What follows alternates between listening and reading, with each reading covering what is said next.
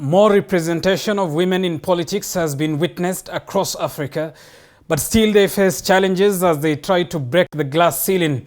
Our reporter Flora Limuki spoke to the former Vice President of Gambia, Fatoumata Tambajang, in Arusha, Tanzania, as she sheds light on the challenges women politicians face.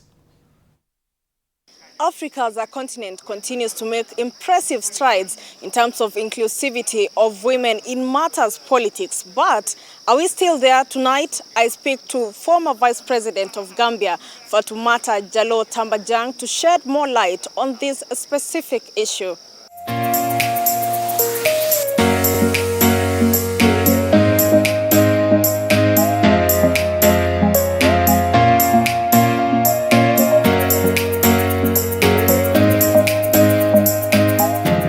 Thank you for having me.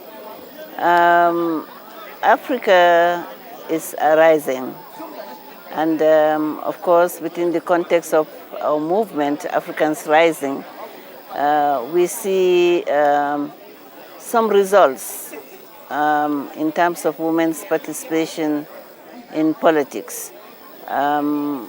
Progress, but that doesn't allow us to be complacent, because what we need is for our governments to enforce those international instruments that they have adopted to ensure that there's gender equality in power structures at different levels.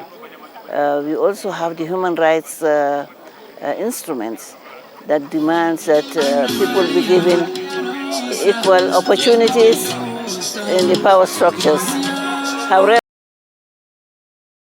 if you look at the context of Africa, it's a little bit not different from Europe, because you find that women were really, education of women was something that was really hindering the emancipation of women.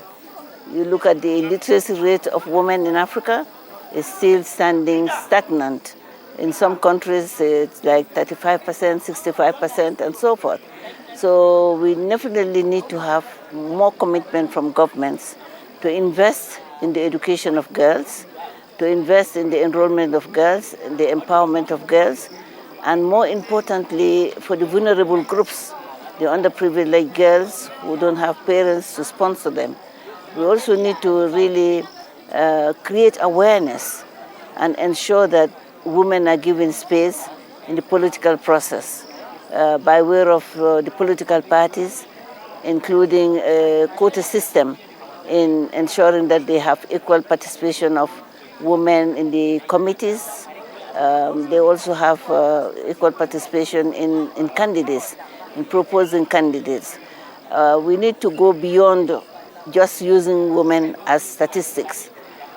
The politicians must ensure that the statistics, the votes that the women bring to them and the girls, they should put a face to it. So my take is that we have a long journey to go, yet there are so many opportunities that we have and responsibilities that we have.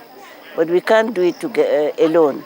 We have to go in partnership, in coalition, women and women, women and youth, women and governments, and women and non-government stakeholders to be able to achieve their dream.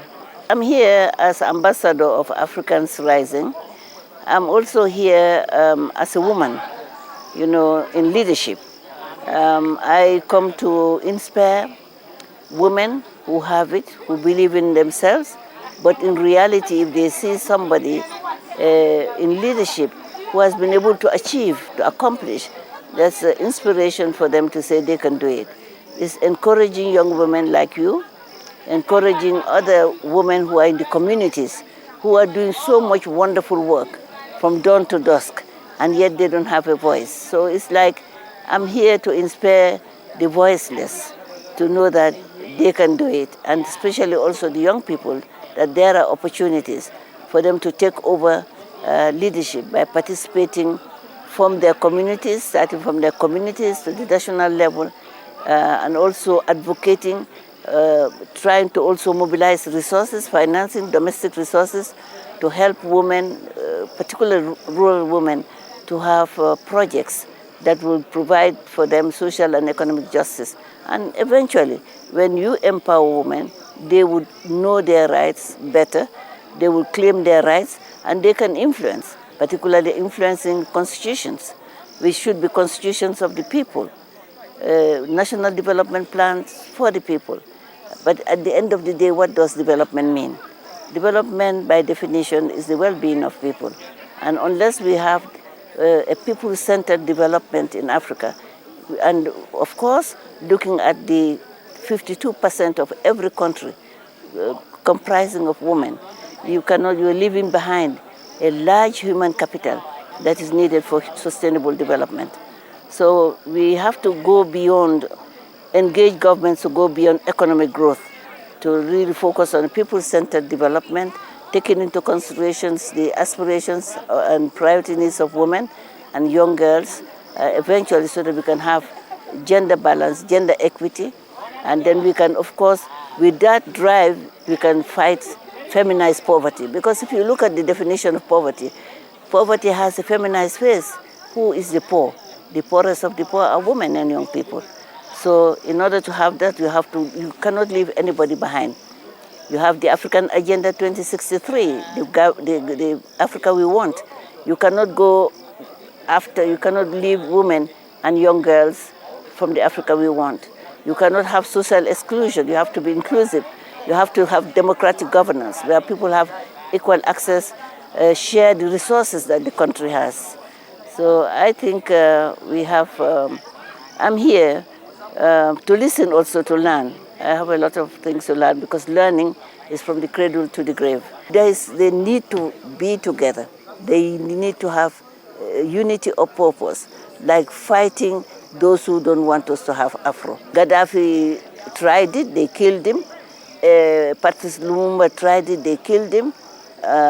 Who else? Sankara tried to bring African unity, to bring African things that would unify us as a force to be reckoned with. Well, that has been the former Vice President for Gambia, Fatoumata Tambajang, of course emphasizing the importance of having women in political spaces and also pushing for gender equality in terms as far as politics is concerned in the Africa continent.